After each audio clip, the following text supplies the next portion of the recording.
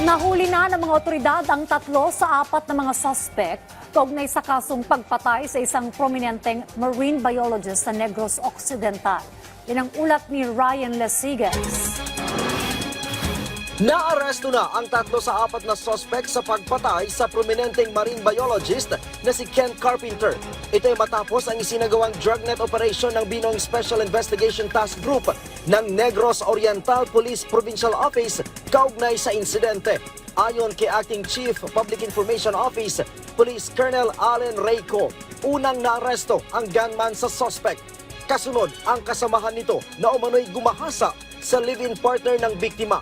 Mabilis na natukoy ang mga suspect dahil sa tattoo nito sa kanilang mga katawan. They covered their faces kasi, di ba?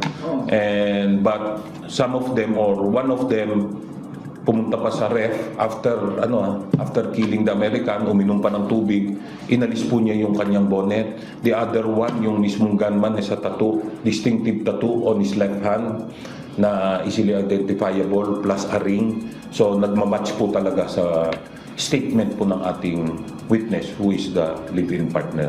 Kalaunan ay naaresto na rin ang isa pang suspect na nagsilbing lookout habang isinasagawa ang krimen. So pumasok po sila at around 11:30. Agad pong itong si Elias M.O. binaril ang victim po natin na American.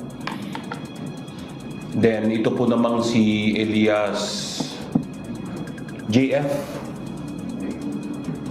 Yung the second one arrested, dinala po sa kwarto, sa isang kwarto doon ang live-in partner where allegedly she was raped or sexually assaulted. At ito nga pong pangatlo ay acted as the lookout. Tuloy ang manhunt operation ng PNP para mahanap ang natitira pang suspect. Sa ngayon, hindi pa malinaw sa PNP kung ano ang naging partisipasyon nito sa krimen. Ang malinaw lang, nasa kanya ang nawawalang gamit at pera ng biktima. Robbery gone wrong daw ang insidente.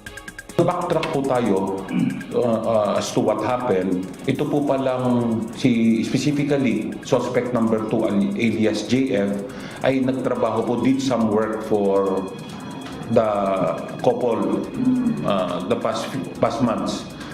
May pinagawa po.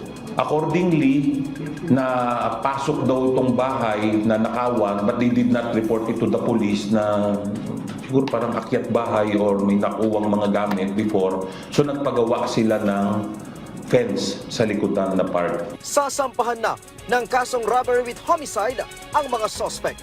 Ryan Lesigas para sa Bayan.